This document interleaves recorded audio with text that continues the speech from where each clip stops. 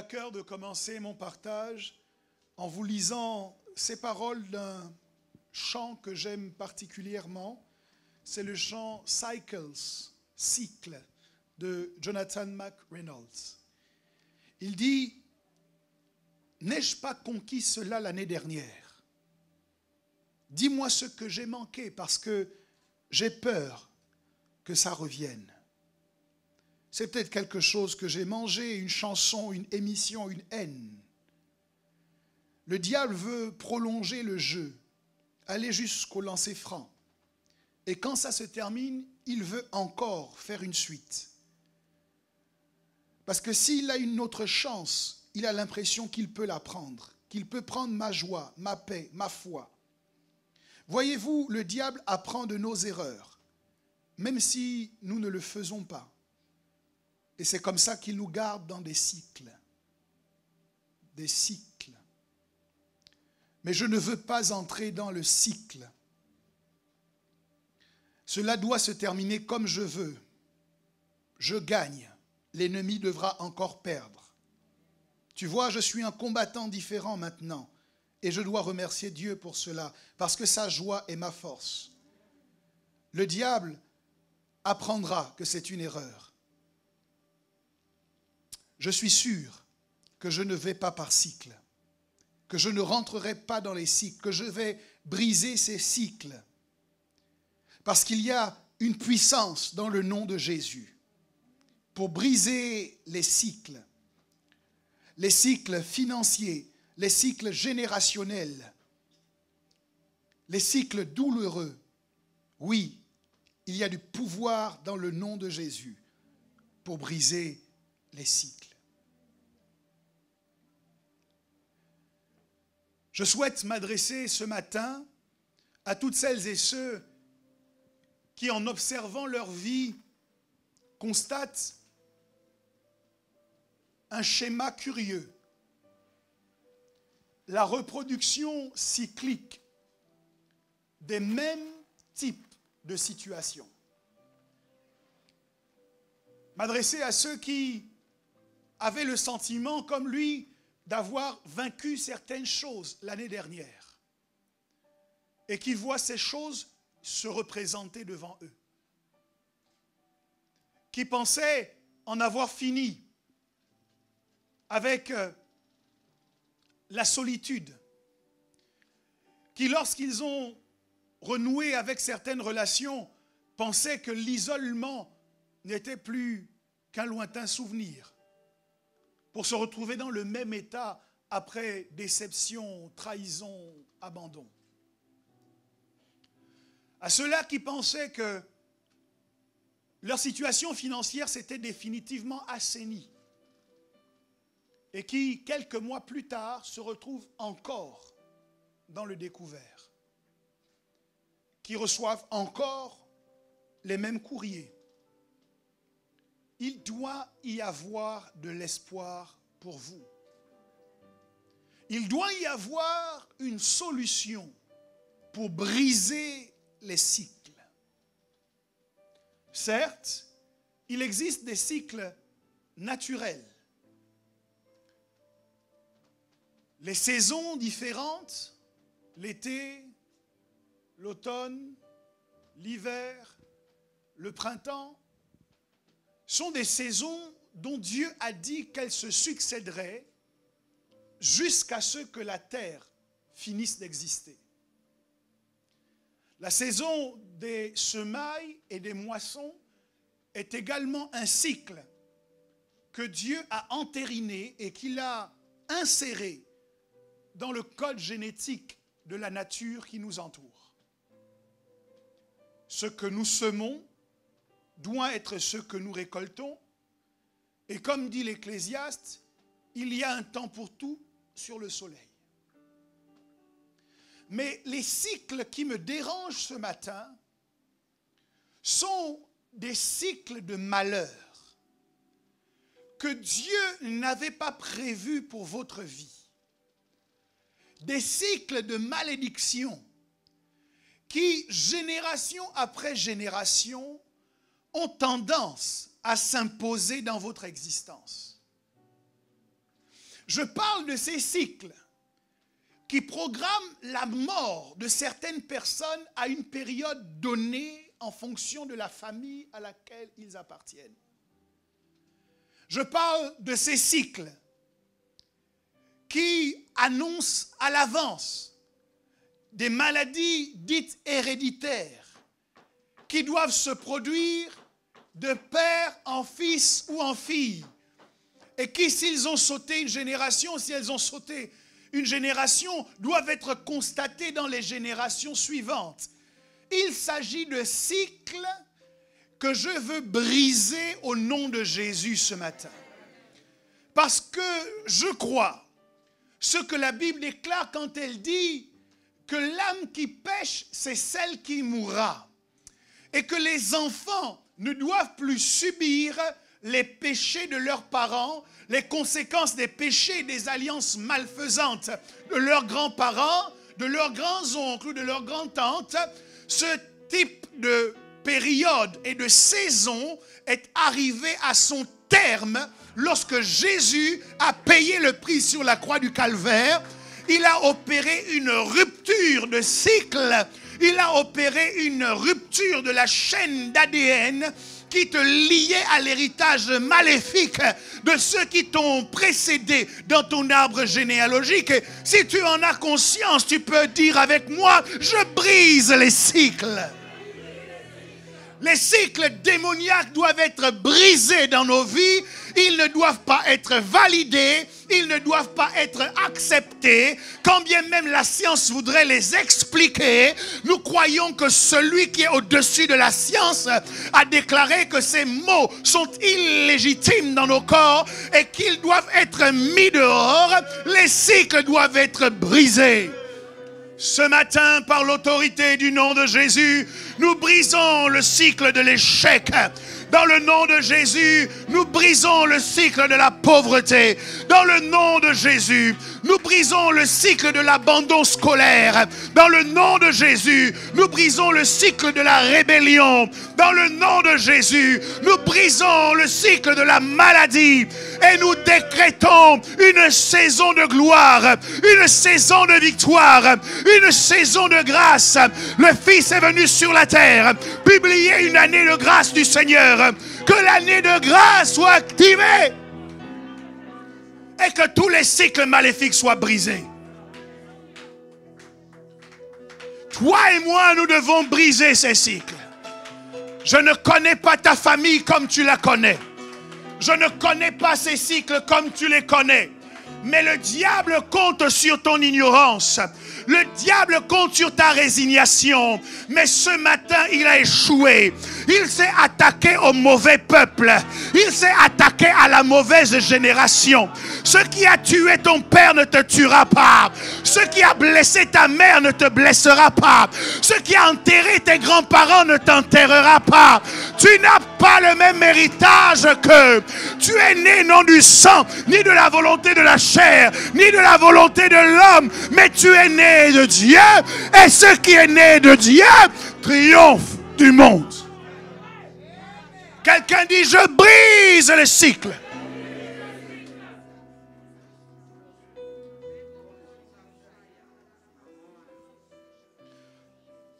Il y a des lois que nous devons respecter pour que les cycles soient brisés. Regardons ensemble Actes chapitre 10, versets 9 à 18. Il est dit, le lendemain, comme ils étaient en route et qu'ils approchaient de la ville, Pierre monta sur le toit vers la 6e heure pour prier. Il eut faim et il voulut manger. Pendant qu'on lui préparait à manger, il tomba en extase. Il vit le ciel ouvert et un objet semblable à une grande nappe attachée par les 4 coins qui descendait et s'abaissait sur la terre. Et où se trouvaient tous les quadrupèdes et les reptiles de la terre et les oiseaux du ciel. Et une voix lui dit, lève-toi, Pierre, tue et mange. Mais Pierre dit, non, Seigneur, car je n'ai jamais rien mangé de souillé ni d'impur. Et pour la seconde fois, la voix se fit encore entendre à lui. Ce que Dieu a déclaré pur, ne le regarde pas comme souillé. Cela arriva jusqu'à 3 fois et aussitôt après, l'objet fut retiré dans le ciel. Tandis que Pierre ne savait en lui-même que penser du sens de la vision qu'il avait eue. Voici, les hommes envoyés par Corneille s'étant informés de la maison de Simon, se présentèrent à la porte et demandèrent à haute voix si c'était là que logeait Simon, surnommé Pierre. Le passage que nous lisons ici est sans nul doute l'un des passages bibliques les plus importants pour nous en tant que chrétiens des nations.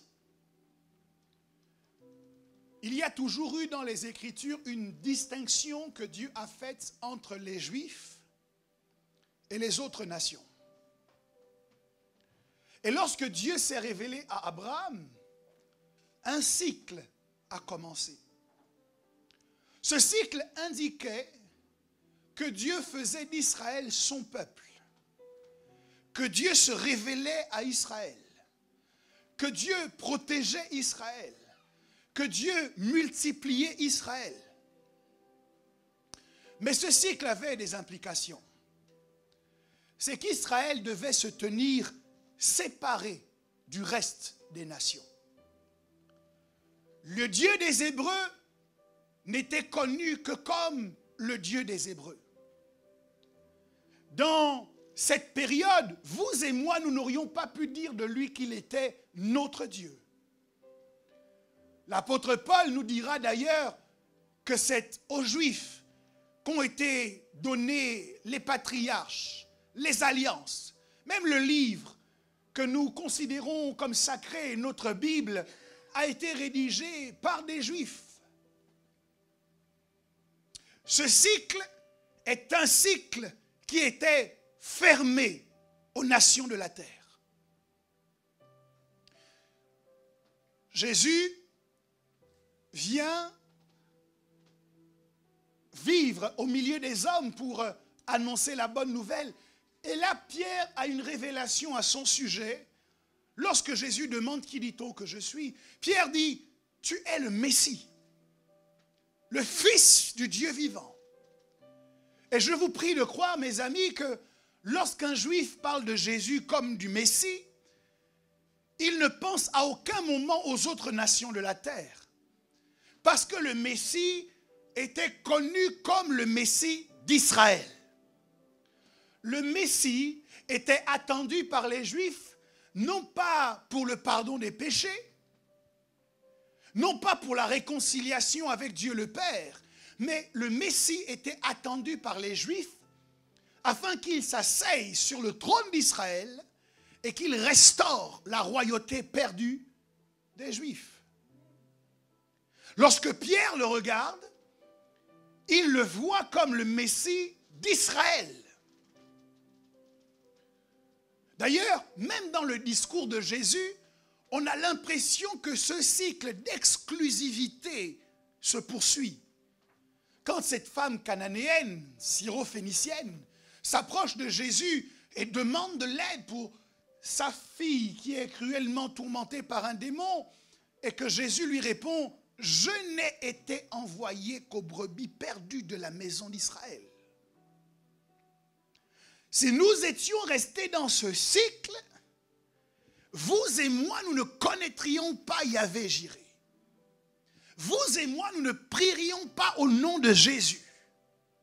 Et le passage que je viens de vous lire est celui qui porte en son sein le brisement d'un cycle dans lequel Pierre continuait à demeurer. Il pensait que l'évangile était toujours réservé aux Juifs.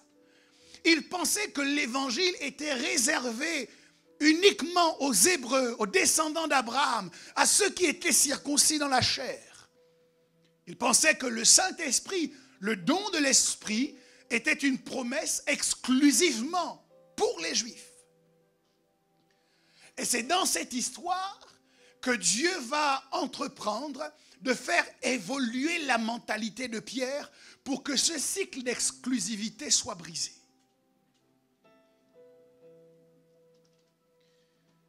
Pierre voyait l'évangile réservé à un seul peuple sur la terre. Quand Dieu voyait l'évangile comme un outil pour discipliner toutes les nations. La vue de Pierre était étriquée quand la vue de Dieu était élargie. Et le moyen par lequel Dieu va permettre à Pierre de sortir de ce cycle, c'est justement de lui donner une nouvelle vision. Alors qu'il attend qu'on lui donne à manger, Pierre voit une nappe qui descend du ciel, avec des animaux de toutes sortes, et Dieu lui dit, tue et mange, pour élargir sa mentalité, pour le faire sortir du cycle étriqué dans lequel il était. Dieu a choisi de lui donner une nouvelle vision. Ça veut dire que pour briser les cycles négatifs dans lesquels vous êtes, vous avez besoin de vision. Je me souviens de Samson, qui lorsqu'il a été capturé par les Philistins, a vu pour premier acte des Philistins de percer ses yeux. Ils l'ont ensuite attaché à une meule. Et le travail quotidien de Samson, c'était de tourner cette meule. Tant que Samson était aveugle, Samson était emprisonné dans un cycle. Il répétait sans cesse les mêmes mouvements, les mêmes actions. Et il y a quelqu'un qui m'écoute aujourd'hui, qui est comme emprisonné dans un cycle, parce que la vision est partie. Et tu reproduis sans cesse les mêmes erreurs. Et tu reproduis sans cesse les mêmes comportements.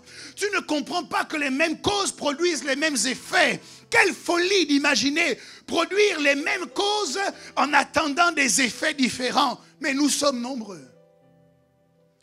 Agir de cette manière, et la vie de Samson a changé. Lorsqu'il a été mis en contact avec un jeune homme qui lui voyait et qui a emmené Samson à s'appuyer sur les poutres du temple des Philistins où ceux-ci se moquaient de lui. Samson s'est repenti, il a prié son Dieu et il s'est appuyé de tout son poids sur les poutres. Et la Bible dit qu'il a tiré vengeance de ses ennemis et que le nombre de Philistins qui sont morts ce jour-là était plus nombreux que tous ceux qu'il avait mis à mort tout au long de sa vie. Pour renouer avec le succès, Samson a eu besoin de vision. Pour sortir de ce cycle malheureux dans lequel vous êtes, vous avez besoin de voir différemment. Dis à ton voisin, tu dois voir différemment. Tu dois voir avec les yeux de la révélation.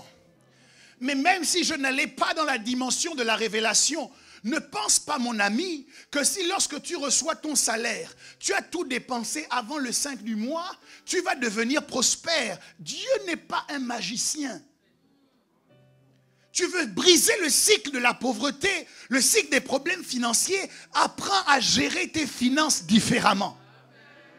Fatigué de te faire licencier où que tu ailles, commence à être ponctuel au travail. Commence à être excellent au travail. Commence à changer ton caractère. Commence à faire des heures supplémentaires. Le cycle que tu veux briser se fera au prix. Ce brisement, ce changement sera au prix d'une transformation dans ton comportement. Tu dois voir différemment. Pour changer la mentalité de Pierre, Dieu lui accorde donc une vision. L'occasion de cette vision, le texte commence en nous disant que Pierre avait faim. C'est la faim de Pierre qui l'a mis dans la faiblesse nécessaire pour tomber en extase. Lorsque vous êtes en jeûne, pendant un certain temps, vous commencez à ressentir dans vos corps comme une sorte de faiblesse. C'est la faiblesse de la chair. Mais cela permet à votre esprit de développer une acuité pour les choses spirituelles qui est beaucoup plus développée. Et c'est dans ce genre de circonstances que vous voyez mieux ce que Dieu vous montre, que vous entendez davantage le son de sa voix. Et Pierre a été mis dans cet état parce que Pierre a eu faim. La faim est un état d'inconfort, un état que nous n'apprécions pas. Il y a des gens qui peuvent devenir très nerveux quand ils ont faim. Il y a des gens qui disent que ventre affamé n'a point d'oreille. Pierre avait faim. Mais la faim de Pierre n'était pas une destruction pour Pierre, c'était l'opportunité d'une nouvelle vision.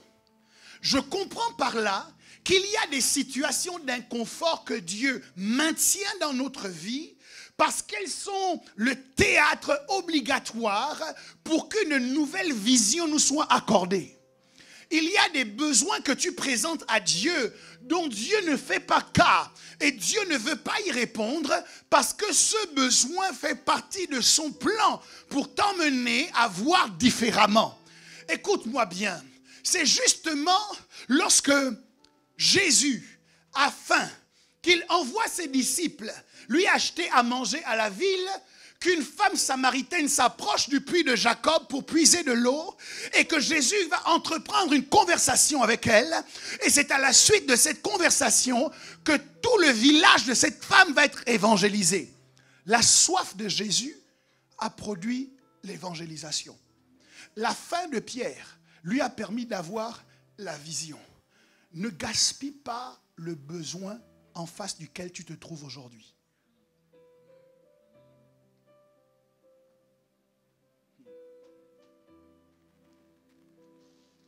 Il y a des gens qui sont célibataires. Mais la seule chose à laquelle ils pensent, c'est de se marier. D'abord, est-ce que vous savez que le mariage n'est pas une finalité?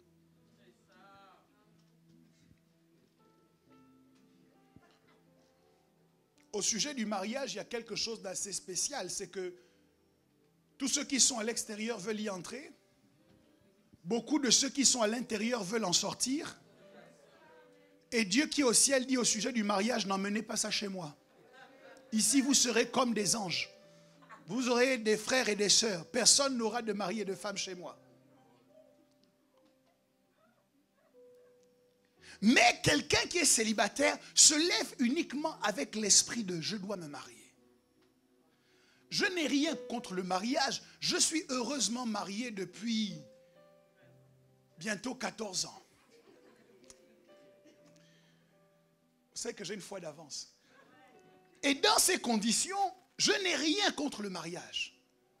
Mais je ne serais pas l'homme de Dieu que je suis aujourd'hui si je n'avais pas bien vécu mon célibat. Le moment où j'étais seul dans ma chambre d'étudiant, c'est le moment où je pouvais prier sans crainte de déranger qui que ce soit.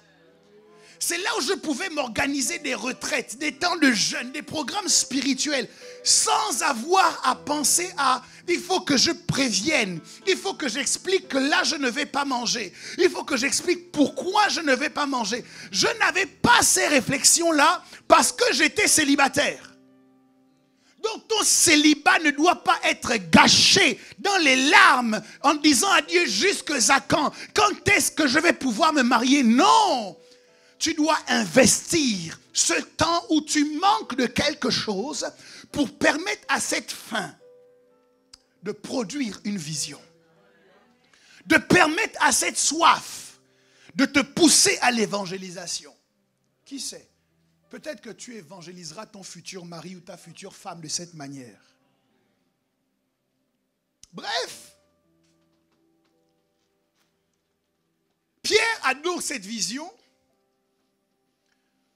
où il voit, comme la Bible nous le décrit, une nappe qui descend du ciel avec des animaux divers et variés. Ce type d'animaux que vous ne voulez pas retrouver dans votre assiette au restaurant. Et là, Pierre entend Dieu lui dire, tue et mange. Dis à ton voisin de ma part, tue et mange. Ok, tourne-toi vers un autre voisin, dis-lui, tue et mange. Parce qu'évidemment, afin de pouvoir manger, il faut au préalable tuer.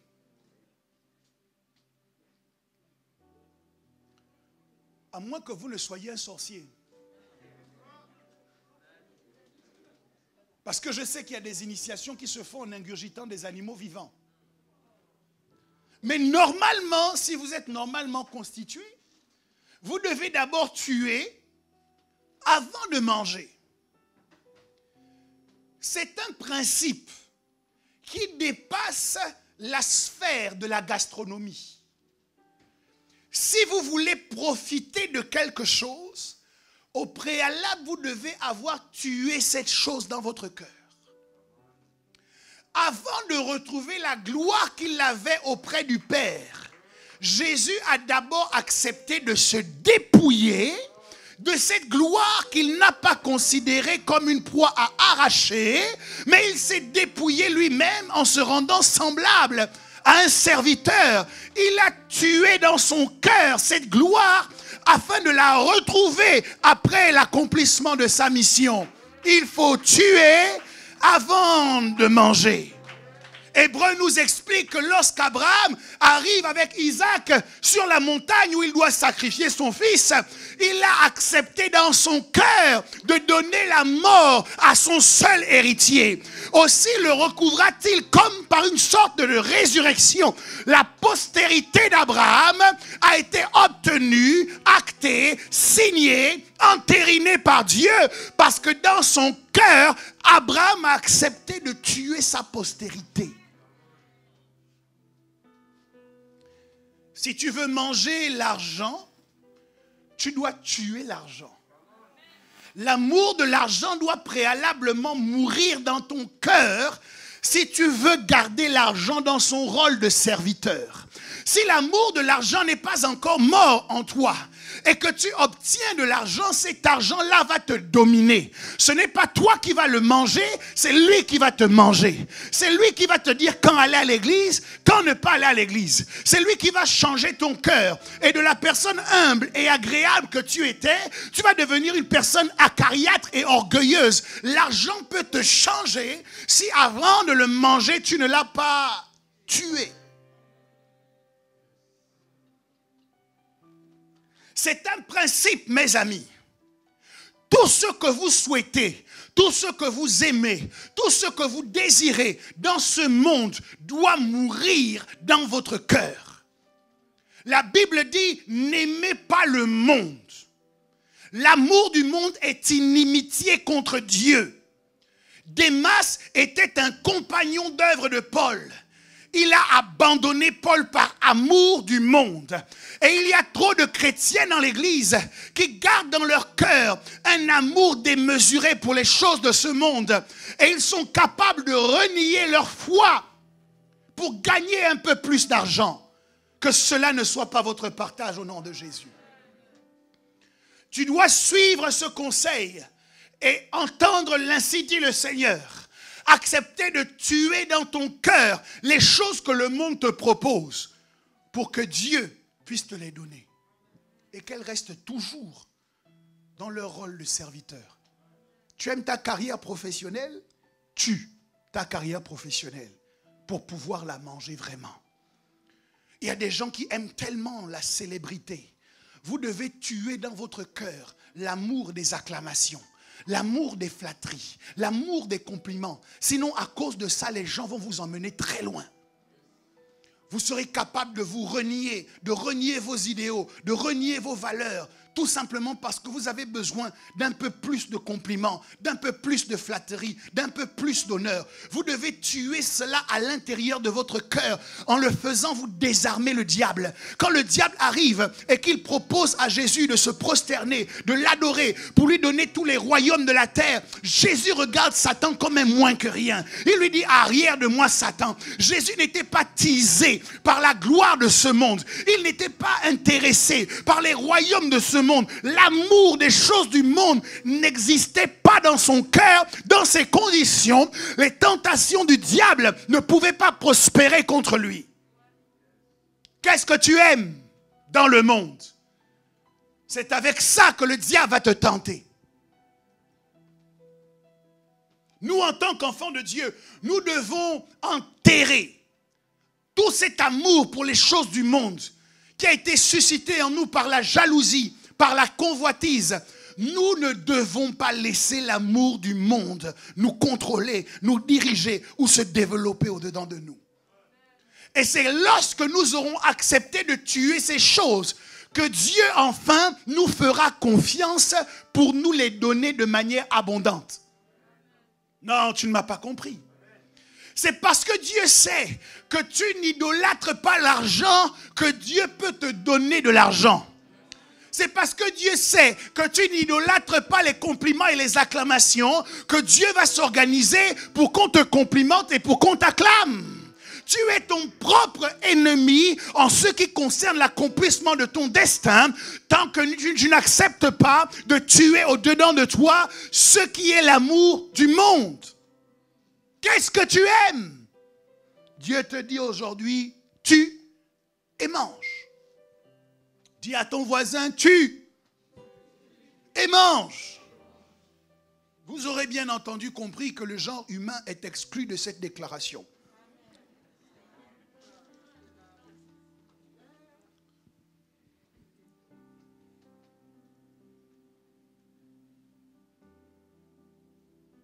Alléluia. La Bible continue en disant que lorsque cette apparition arrive à Pierre, la première chose que Pierre dit, c'est « Non, Seigneur ». Je suis intrigué parce que Pierre n'a aucun doute sur l'origine de cette vision. Pierre n'a aucune confusion au sujet de qui est en train de lui parler. Il sait que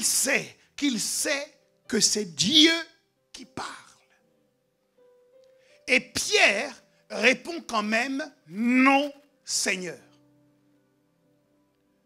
Notre désobéissance s'explique-t-elle toujours par un manque de connaissance? J'ai beaucoup de mal à l'envisager.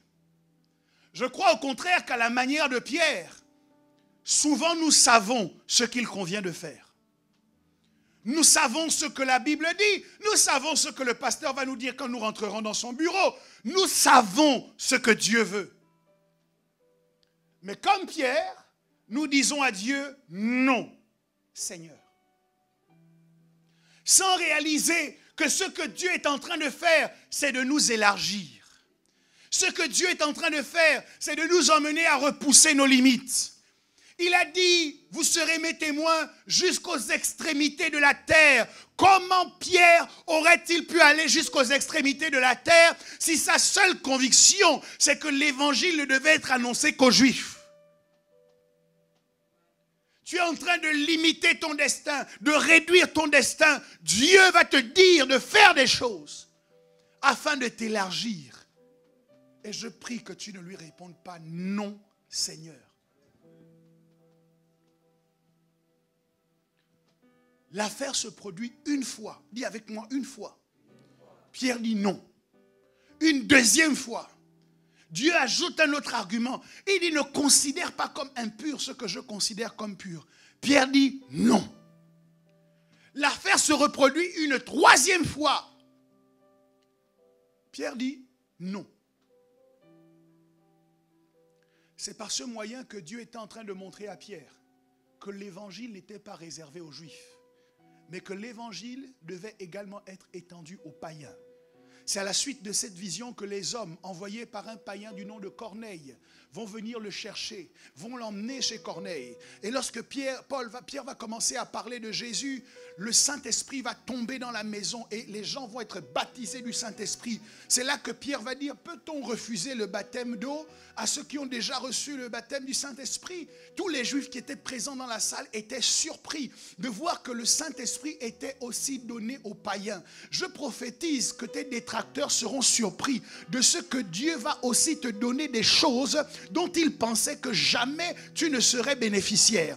Ils pensaient que jamais tu ne pourrais avoir ceci ou cela. Mais je les vois être surpris. Ils diront comme les compagnons de Pierre, donc Dieu lui a donné cela aussi. Oui, tu pourras témoigner que Dieu ne fait exception de personne, que Dieu ne fait pas de favoritisme et que ce que tu n'as pas encore manifesté est simplement caché au-dedans de toi. C'est caché jusqu'au moment de sa révélation. Dieu t'a donné quelque chose que tu ignores pour que tes ennemis aient aussi l'occasion d'être surpris, d'être étonnés, d'être choqués, d'être traumatisés de la gloire que Dieu va faire jaillir à travers ton existence. C'est pas parce que c'est caché que ce n'est pas là. C'est pas parce que c'est caché que tu ne l'as pas. C'est pas parce que les autres ne le voient pas que tu ne le possèdes pas. C'est pas parce que les autres ne peuvent pas témoigner que tu l'as, que tu ne l'as pas. C'est juste que c'est bien caché. C'est sauvegardé.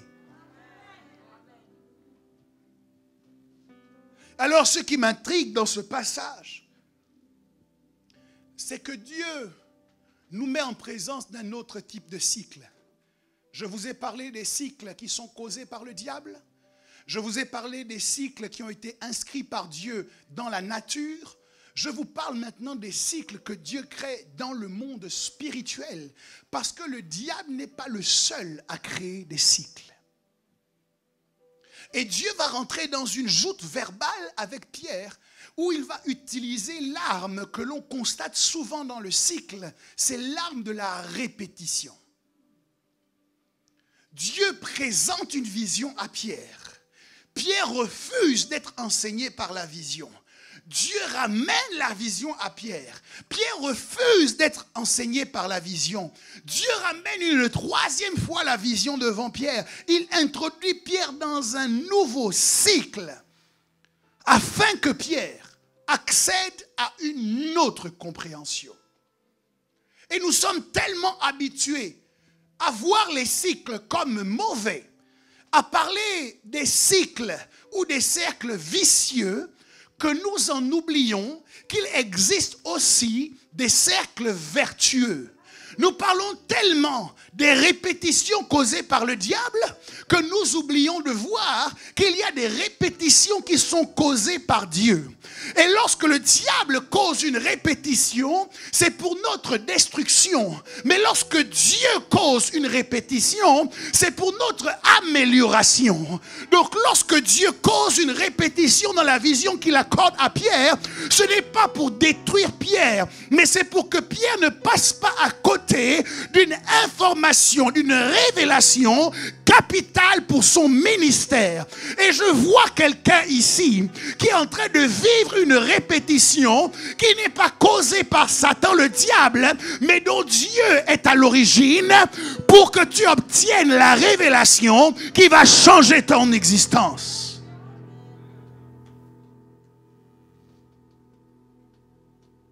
Quelle est la raison pour laquelle Dieu se répète? Lorsque nous voyons à l'église les chantres qui nous conduisent semaine après semaine dans la louange et l'adoration avec excellence, est-ce que nous pouvons dire merci au Seigneur pour cela?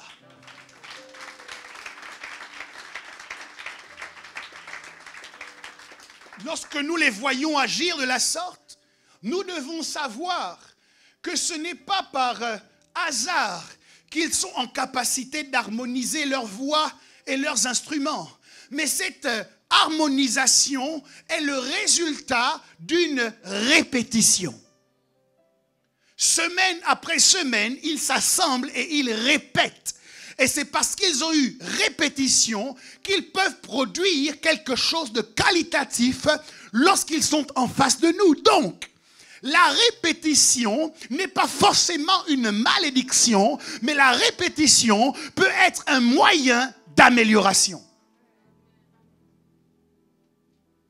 Alors,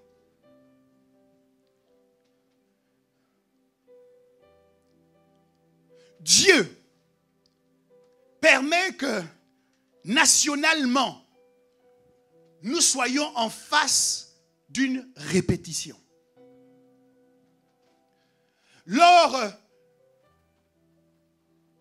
Au début de cette année, au mois de mars, nous avons connu un premier confinement en France. On a été déconfinés et quelques mois plus tard, les autorités de ce pays disent qu'on doit être reconfinés. Et là, beaucoup d'entre nous voyons cela comme un malheur. Nous sommes attristés, nous sommes dérangés par cette situation parce que nous voulons pouvoir aller librement. Lorsque je prenais connaissance des annonces qui avaient été faites, j'ai dit, Dieu, je suis fatigué de ça. Et je suppose que beaucoup d'entre vous, vous avez eu le même type de réaction que moi. Je ne sais pas s'il y en a qui ont sauté de joie au plafond lorsque le président a dit que nous serions reconfinés. J'imagine que beaucoup de pasteurs également se sont posé des questions, se sont dit, mais jusqu'à quand? On a été obligés de revoir nos programmes, de reformater nos systèmes, de réorganiser le fonctionnement de l'Église, de remobiliser certains qui s'étaient peut-être fragilisés. Et on est en train de repartir encore à l'intérieur de cette situation. Alors d'aucuns ont certainement vu la main du diable derrière ce reconfinement. Mais contrairement à cette perspective, je vois la main de Dieu. Ah, je sais. C'est difficile d'imaginer la main de Dieu derrière le reconfinement. Mais souvenez-vous que c'est parce qu'ils avaient été confinés dans la chambre haute que les disciples ont pu accueillir l'effusion du Saint-Esprit. Des langues semblables à des langues de feu se sont positionnés sur chacune de leurs têtes. Et ils ont commencé à parler de nouvelles langues selon que l'Esprit leur donnait de s'exprimer. Et lorsqu'ils sont descendus de cette chambre haute, ce n'était plus Pierre le peureux, le lâche qui avait renié Jésus, mais c'était un homme complètement transformé qui a pris la parole devant tous ceux qui étaient rassemblés et qui a annoncé le message de l'Évangile, emmenant 3000 personnes à la conversion. Il est possible d'être confiné pour être reboosté. Il est possible d'être confiné pour être embrasé. Il est possible d'être confiné pour recevoir un nouveau zèle, une nouvelle passion, un nouveau feu, afin d'accomplir des œuvres extraordinaires dans notre génération. Dieu a dressé un bilan du premier confinement pour chacun d'entre nous. Et ce bilan, pour beaucoup, a fait état de carence terrible. Certains, pendant le confinement, ont complètement vu leur vie de prière mourir. Certains, pendant le confinement, ont été sujets à la dépression. Certains, pendant le confinement, ont perdu leur passion, ont perdu leur zèle pour le Seigneur. Certains ont même perdu la foi et ont renié Dieu pendant le confinement. D'autres ont perdu des êtres chers pendant le confinement.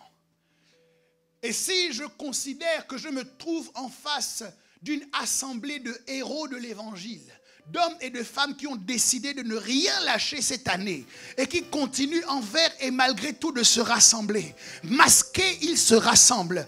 Obligés de faire la distanciation, nous nous rassemblons. Malgré les nouvelles mesures, nous nous rassemblons quand même.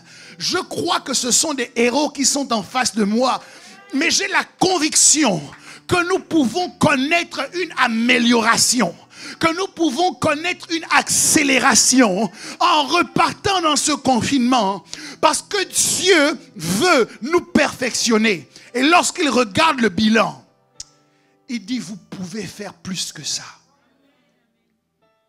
Vous avez gagné le combat, c'est bien, mais vous l'avez gagné sur le fil du rasoir.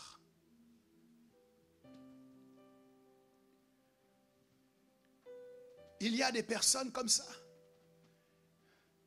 auxquelles j'ai demandé de reprendre la première année alors qu'ils avaient la moyenne. Je leur ai dit, tel que je te connais, je sais que tu as les compétences pour faire beaucoup plus et beaucoup mieux. Et je veux te voir à la fin de cette année avec des résultats réellement meilleurs, qui démontrent que tu t'es investi totalement et que tu t'es donné à fond dans ce que tu es en train de faire. Et je crois que c'est de cette manière que Dieu fonctionne avec nous. Il ne veut pas qu'on gagne cette année sur le fil du rasoir. Il ne veut pas que nous soyons comme des fuyards qui courent en disant pourvu que 2020 finisse vite, je veux rentrer en 2021. Non. Il dit l'affaire est dure, l'année est compliquée, mais je t'ai envoyé dans cette année pour accomplir de plus grandes œuvres. Est-ce que je peux compter sur un champion? Est-ce que je peux compter sur un provider? Le diable a envoyé ses légions. Le diable a mobilisé ses démons. Mais Dieu ne s'inquiète pas de la terre parce que sur la terre, il a son épouse. Il a quelqu'un qui le représente. Quand Dieu te voit sur la terre, il sait que Satan sera terrassé. Quand Dieu a mesuré le Covid et qu'il t'a mesuré, il a dit il n'y a pas match. Tu vas le terrasser aller-retour. Alors Dieu réorganise les choses pour que ce confinement qui t'avait enlevé ta vie de prière se représente à toi et que tu mettes tes gants de boxe. Au début, il t'a pris par surprise. En mars, on ne s'attendait pas à ça. On ne savait pas ce que c'était. Mais maintenant, on sait. Maintenant, on est préparé. Et Dieu a créé les conditions pour qu'on puisse se rassembler juste avant de rentrer dans le confinement. Le confinement a été annoncé en milieu de semaine dernière. Mais il y a eu exceptionnellement la possibilité pour les enfants de Dieu de se rassembler. Non pas pour la fête des morts, mais pour la fête du vivant. Pour la fête de Jésus-Christ. Pour être empuissanté par lui et en capacité de rentrer différemment dans ce confinement. Coronavirus ne sait pas ce qu'il attend. L'angoisse que le diable a envoyée ne sait pas ce qu'il attend. Elle va regretter d'être sortie du fin fond de l'enfer pour venir s'attaquer à toi. Parce que le niveau d'insulte et de mépris que tu vas lui donner l'emmènera à ne plus jamais revenir dans ta vie.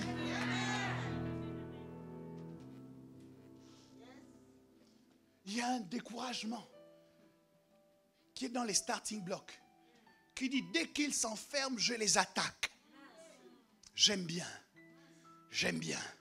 La Bible déclare que l'un des héros de ceux qui marchaient avec David a été pris dans une fosse, dans une citerne, avec un lion. En pleine période de neige, le lion était avec lui enfermé dans la citerne. Pas de possibilité pour l'un ou pour l'autre de sortir. Mais je peux vous garantir qu'à un moment donné du combat, celui qui voulait sortir de la citerne, c'était pas l'homme, mais c'était le lion. Parce qu'il s'est dit, mais c'est quel type d'homme que je suis en train d'affronter? J'essaye de mordre, j'essaye de griffer, mais il est trop fort pour moi. Je déclare que les problèmes que le diable envoie contre toi vont trouver qu'ils n'ont pas le niveau. À cause de ce que Dieu est en train de mettre en toi. Répétition du confinement, beau jeu. Je vais pouvoir changer l'histoire de cette année. Je vais pouvoir réécrire 2020 à mon avantage. On prend les mêmes et on recommence. Mais le résultat du combat cette fois-ci ne sera pas le même. Est-ce que je peux rêver de voir des chrétiens sortir du confinement, non pas abîmés, mais ils ont abîmé la maladie. Ils ont abîmé l'amertume. Ils ont abîmé la colère. Est-ce que je peux rêver de voir des chrétiens sortir avec un zèle qui est décuplé? Est-ce que je peux rêver de voir des chrétiens gagner des âmes même pendant qu'ils sont confinés? Je croyais que quelqu'un allait me donner un bon amen. Oh, je croyais qu'un champion allait me donner un bon amen. Je croyais que quelqu'un qui veut en découdre allait me donner un bon amen. Cette histoire doit changer. Cette histoire doit être réécrite. Cette histoire doit être revue et corrigée. Toi-même, tu sais quels ont été tes manquements pendant le premier confinement. Toi-même, tu sais quelles sont les choses que tu n'as pas pu faire alors que tu avais le projet de les faire, alors que Dieu t'avait dit de les faire. Maintenant, une nouvelle opportunité se présente. C'est un cycle dans lequel nous sommes. Et ce cycle n'est pas un cycle diabolique, n'est pas un cycle qui est aux mains de Satan, mais c'est un cycle qui est organisé par Dieu afin que nous comprenions. C'est la deuxième raison pour laquelle on répète. Lorsque je m'entretiens avec quelqu'un et que je lui dis « Est-ce que tu peux répéter s'il te plaît ?» Cela signifie que je n'ai pas compris ce que la personne vient de dire. Et si Dieu est en train de nous remettre dans cette phase, c'est peut-être parce que pendant le premier confinement, il y a quelque chose que nous n'avons pas compris. Premier avantage d'une répétition causée par Dieu, c'est une opportunité d'amélioration. Le deuxième avantage, c'est une opportunité de capter une nouvelle révélation. Donc Dieu est en train de nous renvoyer en confinement parce qu'en vérité, il y a quelque chose qu'il a essayé de nous dire depuis le mois de mars, mais que nous n'avons pas compris.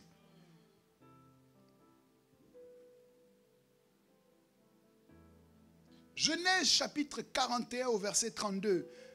C'est Joseph qui a été appelé à la cour de Pharaon afin de parler sur le rêve qu'avait fait le responsable de la première puissance mondiale de l'époque. Et Joseph lui dit, si Pharaon a vu le songe se répéter une seconde fois, c'est que la chose est arrêtée de la part de Dieu et que Dieu se hâtera de l'exécuter. Si vous voyez ce confinement se produire une seconde fois, c'est parce que Dieu est en train de nous dire qu'il y a quelque chose qu'il a arrêté dans le ciel et qu'il ne va pas tarder à l'accomplir. Il va se hâter de l'accomplir. Et que nous devons être alertes et attentifs pour comprendre qu'est-ce qu'il nous dit.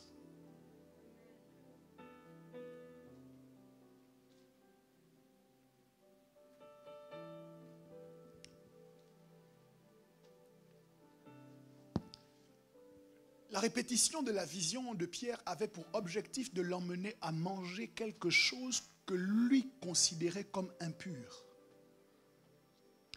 Lorsque Dieu répète quelque chose qui nous semble inconfortable, quand Dieu répète quelque chose à nos oreilles et que cette chose nous semble ne pas correspondre à ce que nous savons de lui, c'est parce qu'il veut nous emmener à changer. Alors, qu'est-ce qui a été imposé à l'Église de Jésus-Christ lorsque le premier confinement s'est déclenché? Quelle est la chose inconfortable que nous avons été forcés de faire pendant tout le premier confinement? À Providence, nous apprécions nos rassemblements. Nous aimons le fait de pouvoir nous réunir ensemble. Nous considérons que les providers sont une grande famille. Et nous apprécions de nous retrouver à l'occasion de puissance, à l'occasion de révérence et de tous les événements qui rythment la vie de l'Église. Mais cette chose nous a été rendue impossible pendant le confinement. Plus de rassemblement. Le seul moyen pour nous de rendre un culte à Dieu, c'était d'utiliser les moyens technologiques à notre disposition.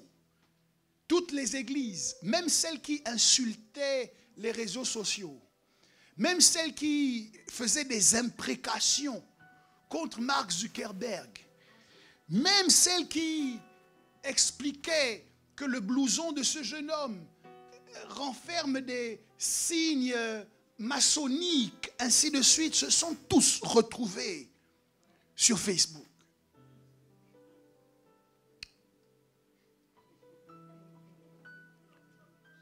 Ce ceux qui disaient que les pasteurs sur Facebook étaient des pasteurs charnels, eux aussi se sont retrouvés sur Facebook. Ceux qui avaient dit sur la chair, levant la main droite vers le ciel, jamais je ne serai sur YouTube, ont maintenant une chaîne.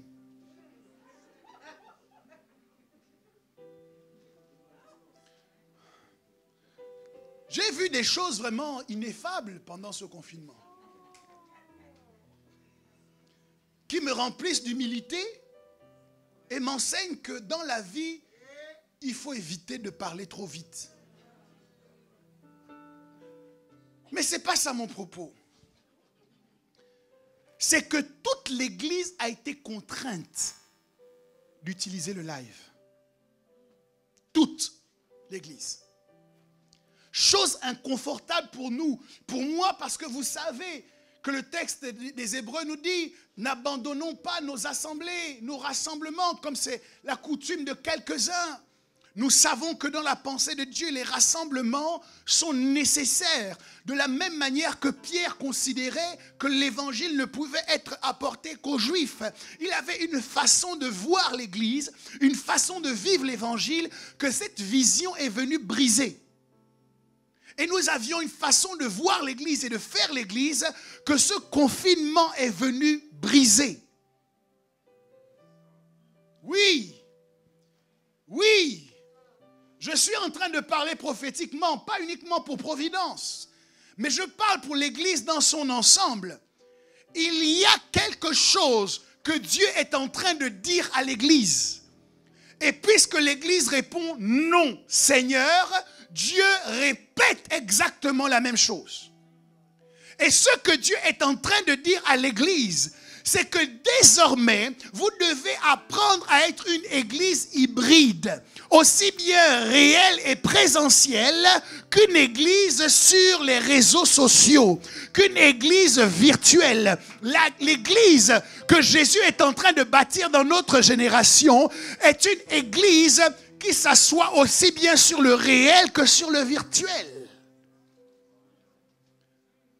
Et comme on ne veut pas le comprendre, et qu'on dit non Seigneur, Dieu dit très bien, je vous renvoie en confinement pour que vous compreniez que ce n'est pas le diable, mais c'est moi qui souhaite que l'Église aille dans cette direction. Alors vous allez me dire, oui mais pasteur, nous ici on est bien, on fait des lives depuis un certain temps, je dis gloire à Dieu.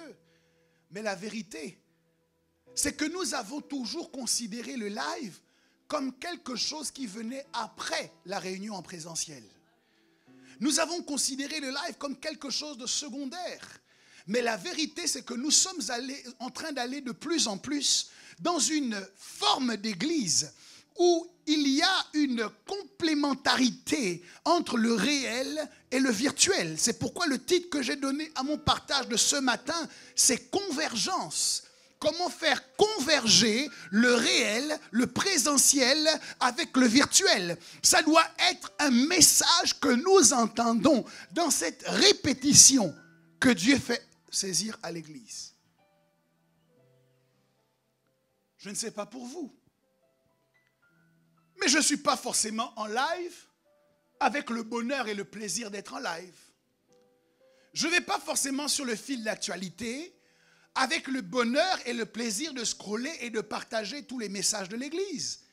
Parce que nous comprenons que c'est important que nous soyons présents sur la toile, mais nous ne le considérons pas, en fait, nous n'apprécions pas, nous sommes inconfortables avec cela. Pas parce que nous disons que ça vient du diable, mais parce que ce n'est pas comme ça que nous avons appris l'Église. Et c'est cela que Dieu veut nous emmener à changer.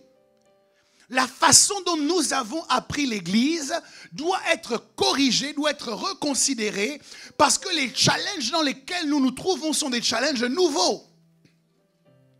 Donc de plus en plus, nous devons avoir une communauté physique forte, mais également une communauté virtuelle forte.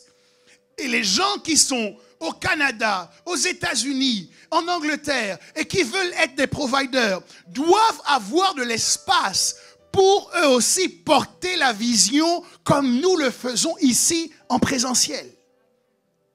C'est le message que ce reconfinement porte pour chacun de nous. Ne plus considérer comme secondaire tout ce que nous faisons en ligne, mais le considérer également aussi primordial et prioritaire que nos rassemblements physiques. Qu'est-ce que ça implique? Ça implique que de la même manière, nous prenons le temps de nous saluer à la fin du culte. De la même manière, nous devons avoir des échanges avec les personnes qui nous suivent en ligne. Que tous les services que nous proposons en présentiel doivent désormais être proposés également en virtuel. Les gens doivent pouvoir faire des entretiens en visioconférence. Les gens doivent pouvoir rejoindre un conseil de l'église, même s'ils sont à distance, parce que certaines activités de l'église n'exigent pas qu'on soit tous au même endroit au même moment. Les gens doivent être en capacité d'apporter leurs dîmes, d'apporter leurs offrandes et de réaliser qu'ils appartiennent à une communauté. C'est pour ça que nous sommes reconfinés. Pour deux raisons. La première, c'est pour notre amélioration à titre individuel. La deuxième, c'est pour que nous envisagions de construire une réelle communauté virtuelle. La vision que Pierre reçoit a trois dimensions. D'abord, elle concerne Pierre dans sa relation avec Dieu. Il doit s'élargir. Il ne doit pas dire à Dieu non, Seigneur, parce qu'entre lui et Dieu, c'est Dieu qui est Dieu. La deuxième catégorie de personnes qui est concernée par la vision, ce sont les autres. Donc, l'amélioration que Dieu veut voir dans ta vie pendant le confinement, c'est une amélioration dans ta relation avec lui. Il veut pouvoir compter sur ton obéissance. Il veut pouvoir compter sur le fait que tu mettes en application sa parole, premièrement. Mais deuxièmement, Dieu veut également que tu t'améliores dans ta relation avec les autres. Et là où on a dit que les nouvelles technologies mettent de la distance entre nous, nous allons utiliser les nouvelles technologies pour raffermir nos liens, pour renforcer les liens qui nous unissent. Utiliser nos téléphones et nos réseaux à bon escient pour prendre des nouvelles les uns des autres. C'est de cette manière que nous allons faire reculer l'idée de solitude qui est en train de se tapir dans un coin de chaque maison. Nous devons avoir pour habitude de prendre des nouvelles les uns des autres pendant toute la durée du confinement. Que ce soit un appel, que ce soit un message. Refusez de vivre seul dans votre coin uniquement pour vous. Mais créez des liens, créez les relations, fortifiez-les, nourrissez-les. C'est cela que Dieu veut voir. Une amélioration de notre relation avec Dieu et également avec les autres. Et la deuxième chose dont je vous ai parlé, c'est que Dieu veut nous utiliser pour construire une forte communauté, même à travers la toile. Quelqu'un me donne un bon amen. Quelqu'un me donne un bon amen. Jésus ne restait pas dans les quatre murs de l'église. L'exemple que Jésus nous a donné, c'est justement qu'il se déplaçait pour aller où il y avait des gens. Et il n'y a aucune rue aussi peuplée aujourd'hui que Facebook. Il n'y a aucun quartier qui soit aussi peuplé que Instagram. Si nous voulons suivre l'exemple de Jésus, c'est ces endroits dans lesquels nous devons aller pour annoncer l'évangile, pour gagner des âmes, non pas pour critiquer les autres ou pour jouer les, comment on appelle ça, les voyeurs. Hein? Mais nous y allons dans une mission avec le désir de gagner de nouvelles personnes, de propager la bonne nouvelle de Jésus-Christ, de dire à ceux qui veulent se suicider, arrête. Jésus t'aime. Il a un plan pour toi. Tu n'es pas seul. Regarde, nous sommes tous là. Au premier confinement, nous avons été surpris et nous n'avons pas eu un cap que nous devions suivre. Pour le deuxième confinement, c'est différent. Voici le cap qu'il nous faut suivre. Nous améliorer individuellement, relationnellement, et nous concentrer sur le fait de bâtir une église aussi bien présentielle que virtuelle. Que Dieu vous bénisse.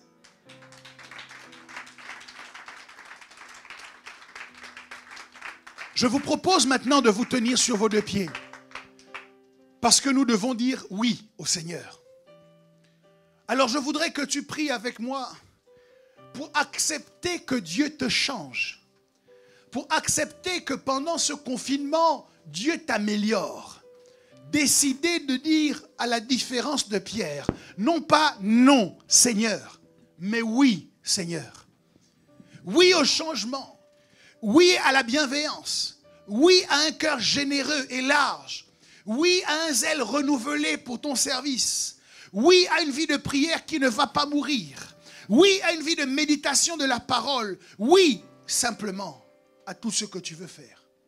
Est-ce que nous pouvons prier dans ce sens? Élevons nos voix, s'il vous plaît.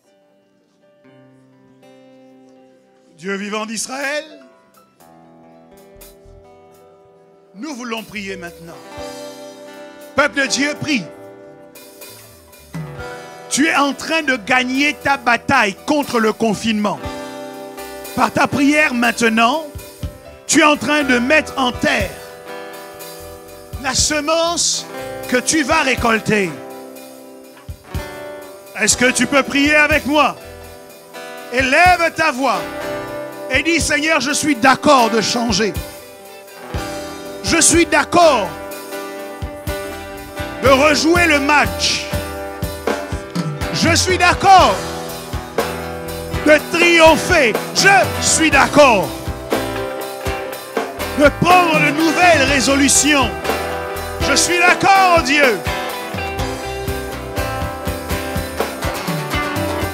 Alléluia. Oui, Seigneur. À tout ce que tu veux faire, je dis Amen.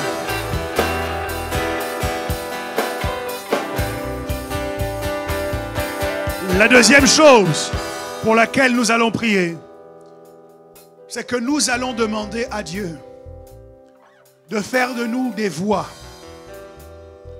de faire de nous des mains qui rédigeront ces messages, qui parleront ces messages, là où ils seront entendus.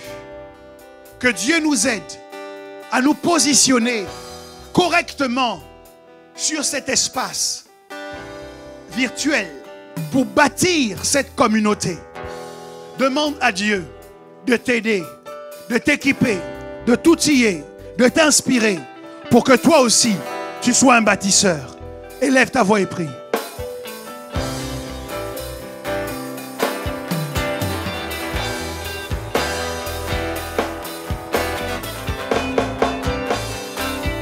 Oh Dieu! Étends ta main, Seigneur Jésus. Inspire-nous, aide-nous, donne-nous les outils nécessaires pour réussir à faire ta volonté. Aide-nous à travailler avec efficacité dans le nom de Jésus. Donne-nous des stratégies, inspire-nous.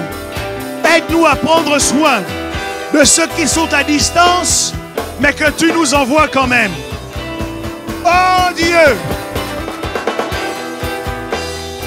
Qu'il n'y ait aucune résistance au changement dans nos cœurs.